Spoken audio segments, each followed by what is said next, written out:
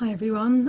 A couple of weeks ago, somebody posted something about the mother wound, and it's something that I wanted to address because I haven't been able to put any posts on about it. But I have started to revisit the book called Dragon Mother by Michael Tsarian, which is a brilliant book about the realities and the negative aspects of female psychology, especially in regards to the mother and what she can do. So the mother is like anything; it's a dualistic archetype. So we have the good mother who is sort of virtuous and kind and loving and caring and placid and will create a home, and wherever you go, she is home, she is safety. Um, so she creates all of these feelings of warmth and care. And then there's also the negative mother. So this is the same person. She can be one or the other. The negative aspects of the mother is that she is the devourer. So the first is the nurturer. The second is devourer. She's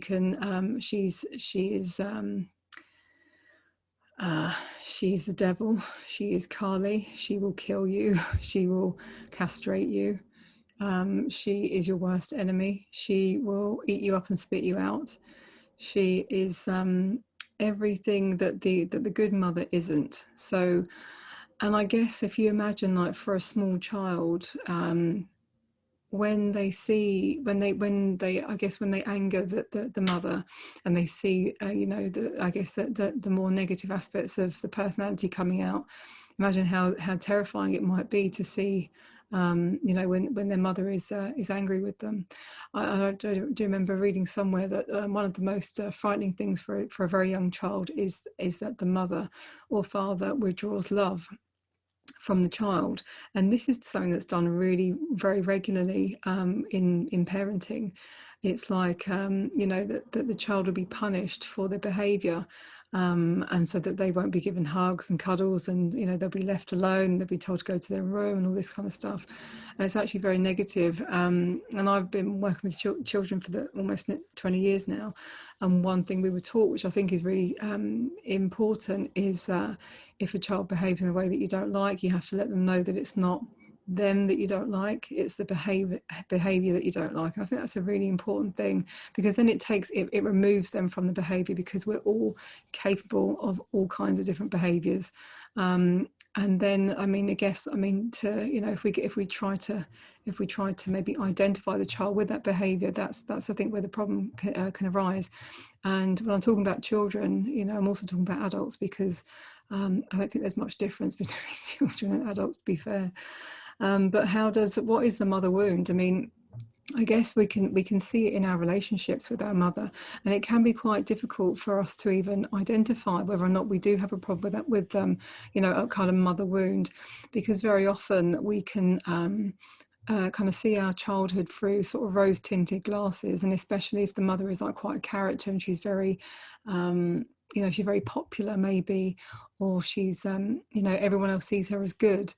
I think that the whole thing with shadow work is being having to be open to the idea of radical honesty, is to say, okay, I'm going to look at this and I'm going to be really open about what is going on, or what has happened, and what kind of parenting I experienced, and what has been the effects of that, and how does it play out in my day to day now.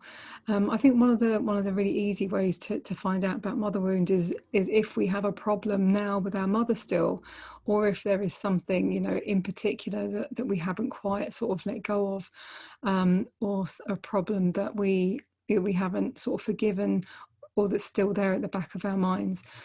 I find, and even my friends will say that, even, I mean, I'm in my 40s now, but whenever we do see our mothers in particular, they have a way of doing things which make us regress back to being a teenager again quite easily.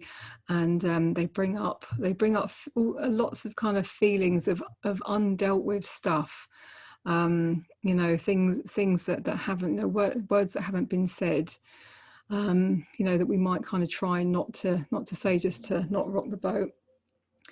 So it's really important that we start to introspect on those kinds of things, to kind of to see, what were the effects of our parenting, the parenting that we received, and to look to find if there's a problem there that we need to look at and to observe and to go through, in terms of active imagination, in terms of expression of that, in terms of maybe where does it sit in our body. So there's lots of ways in which the mother wound can sort of materialize. And it is it's difficult to differentiate between, you know, what was good parenting, what was bad parenting. The thing is, really, were your needs met? And that's the main thing. And, you know, mothers, fathers, you know, people, we're not all perfect, and this isn't a witch hunt. This is about just being honest about what's really happened and how it's affecting us now. That's the most important thing. So how does the mother wound? So she can do this in a variety of ways, but I think like the overall umbrella is that she squashes the autonomy and the individuality of the child at a young age. So for however she does that, perhaps she has, you know, heightened emotions herself, perhaps she's depressed, or she's just a highly emotional character, or a bigger personality that she takes up a lot of space. And so therefore the child feels that, you know, that their sort of needs and wants and desires and feelings are not heard, you know, and then that can cause for the child to repress their emotions, and then this becomes a habit forming, and it continues on into adulthood until, you know, you get to a point where you start looking at your shadow and then you realize that there's a problem. But the whole point is really to find out why. You know, with anything with shadow work, it's all about finding out why. And as I said, it's not a witch hunt, but it is about finding out about the truth of what's really happened to have made us into the person that we are today, and to right the wrongs, and to go through what's been suppressed. And if we still find that we're kind of suppressing, you know, the things that we need to say, then we need to start finding opportunities to start to, you know, counteract those negative sort of patterns of behaviour. So how does she wound? She squashes the autonomy and individuality. She may disapprove of the child's self-expression, by maybe not meeting the child's needs, maybe socially, emotionally, practically, by being neglectful, by holding back love as a punishment to the child. I think that's really damaging, actually. By being abusive physically, psychologically, emotionally, and sexually. By making themselves a child's friend. This is one point that I wanted to make, actually, because I read something about the jealousy that can happen, the rivalry that can happen between mother and daughter if the mother puts themselves at the level of friend with the child. And of course there is friendship, you know, I mean, I have friendship with my own daughter. There is friendship there, but I think the most important thing is that they know that first of all, that the roles are not reversed, so that my daughter doesn't become my mother, my caretaker, in terms of like emotionally or in any way, really, unless I was very sick and I needed help. But generally, the healthy way to do it is that the parent continues to be the parent and doesn't swap roles, because what happens then, if the roles are reversed, is that the child can then kind of start to see the parent on their terms, and then the rivalry comes in, and that can be very damaging. And also it can lead to the child feeling insecure as well. I mean, if the child is taking care of the parent, then who's taking care of the child? That's kind of how, you know, the child wouldn't have the words to verbalize that, but that's how it would feel. So it's very important. It's the same as like a child. If a child sees the parent sort of intoxicated, the child can get very scared, you know, because then it's like their safety net, and their sort of loving, warm home. You know, that the mother is a symbol of home, or the home is the symbol of the mother. They kind of go together, you know. And without that, you know, where is that warmth and comfort? That makes insecurity in the child. And then also by not allowing the child to access play opportunities, by sometimes protecting the child too much. Some parents can be, you know, kind of maybe seem like they're sort of almost, you know, too shiny, too clean. They want to keep their children too shiny, too clean. And then they project an image of perfection onto the child, and then so the child has to live up to that, instead of finding out who the child actually is. finding out who they are as an individual. Instead, they kind of project an image, and that's also very damaging. And that can lead to problems later on where you need to do your shadow work after. So as I said, there's duality in all things. The mother can be good and she can be bad. We all have our moments. We're not perfect, but I think generally, as a mother, we need to be very careful about, the words that we say and how we say them. The one thing that I really hate actually is when sort of members of my family say to my daughter, "Oh, I wish you were a toddler again. You were so lovely when you were a toddler. You were so cute." And and I don't like that, because I just think every stage is so different, and to wish that a child was maybe something different than they ever could be, I think is just negative. It's impossible anyway. It's impossible, and there's nothing good can come out of it. I always say to my daughter, I love watching you grow, because as she's 10, and so she's changing all the time. She's really growing up a lot lately. And sometimes she will say, I wish I was younger again. And she kind of wishes for those sort of childhood years of that kind of safety and protection. But there's like that stage of like, she's just starting to become a bit independent. But then, there's also the safety net of home for her. So how do we heal it? How do we heal the mother wound? We have to introspect to find out what happened, what really happened, look at our childhood through, the lens of being really very honest about how, what happened and how it affected us. And yeah, I think, and that really is the way, and then also to express whatever's coming up, and maybe also to look at some of our complexes that we have now, our sort of feeling toned ideas, and try to work out where they came from.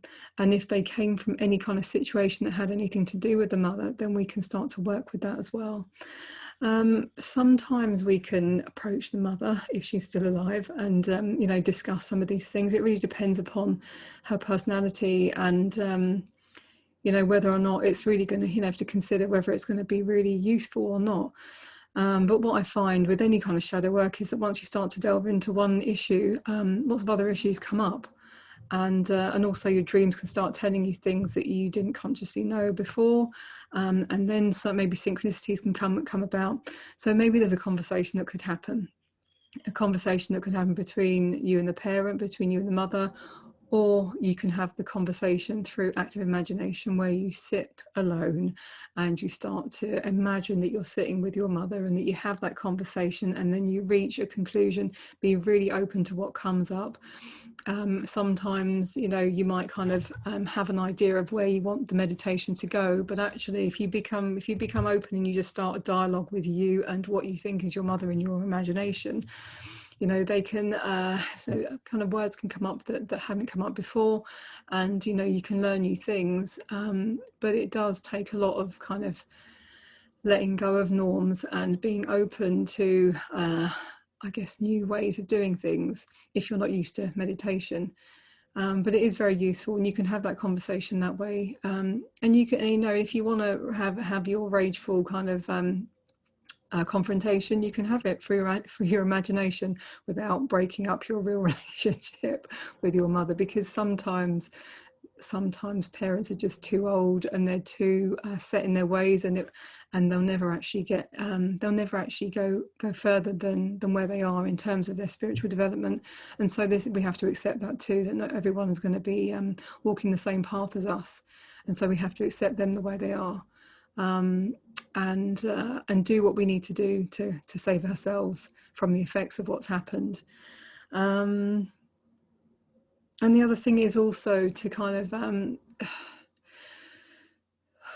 to assess afterwards. I mean, once we have this kind of conversation with this sort of active imagination, then we can kind of see how it's kind of been played out, that the effects of these traumas between us and our mother, how they play out in our day-to-day life, and then what we need to do to rectify that. What opportunities do we need to take to change things? Let's just say we had a mother who maybe crippled us, our individuality, and made us kind of suppress our voice. And so you need to talk. We need to kind of look at the archetype and do the opposite. And you need to, you know, challenge yourself and look for opportunities, and your voice might wobble first of all. And, you know, as the more you keep doing it, you know, the stronger you become. And just like children, when we do the things that we're scared of, and we achieve things that we're kind of scared of, and we kind of push ourselves out of our comfort zone, children get a sense of achievement and comfort, and their self-esteem rises. And this is no different for adults. Nothing changes for us, really. And because I've worked with kids, and you know, and I've sort of trained in sort of child development, when we're taught about this, you know, how to kind of build the confidence and the self-esteem of a child, it doesn't change for adults. It doesn't change. What changes is that we end up in a society that makes us work all the time, and then we forget how to play. This is the problem. This is the real problem. So it's about kind of finding balance in all things. And, you know, I mean, this isn't to do with the mother wound at all, really. Well, it is and it isn't. But, you know, in terms of kind of finding balance within our lives, it's about finding balance between our work and our life, and, you know, the things that we like to do and our interests and our passions and our family, you know. So, and this is another part of shadow work, which goes on much later on, is sort of differentiating between, you know, the sort of mainstream idea about what life should be, and, you know, creating our own sort of moral compass and deciding how we're going to live our lives. And, you know, it might not be a full-time job. It might be something completely different.